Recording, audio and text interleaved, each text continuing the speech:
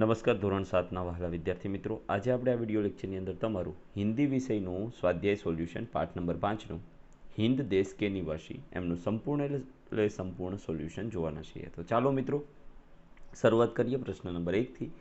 निम्नलिखित प्रश्नों के उत्तर दीजिए।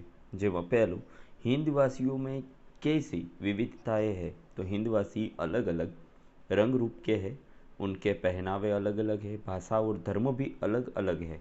इस प्रकार हिंदवासियों में अनेक प्रकार की विविधताएं हैं।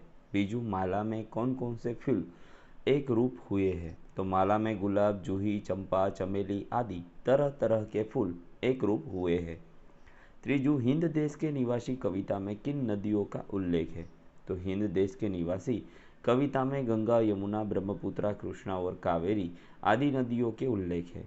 चौथों, नदियों से हमें क्या संदेश मिलता है? तो जवाब से हमारे देश में अनेक नदियां हैं, उनके उद्गम स्थान अलग अलग है, वे अलग अलग मार्गों से बहती है, लेकिन अंत में वे समुद्र से मिलकर एक हो जाती है। इन नदियों से हमें संदेश मिलता है कि जैसे नदियां अलग अलग होकर भी एक हो जाती है, उसी तरह हम भारतवासी अलग अलग होने पर भी एक होकर रहे।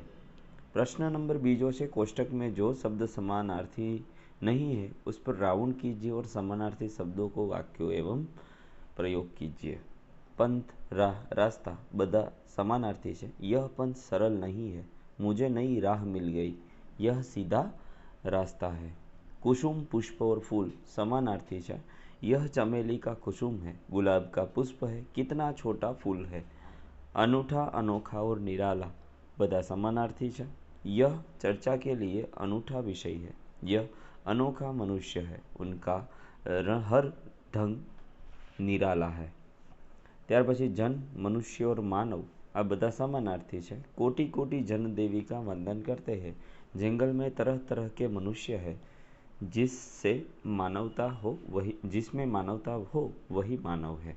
तो मित्रों आ हतुं संपूर्ण एवं नानकड़ुं एवं स्वाध्याय solution. Thank you very much. फरी मळीशुं नेक्स्ट विडियो लेक्चर में, त्यां सुधी आवजो। जय हिंद, जय भारत।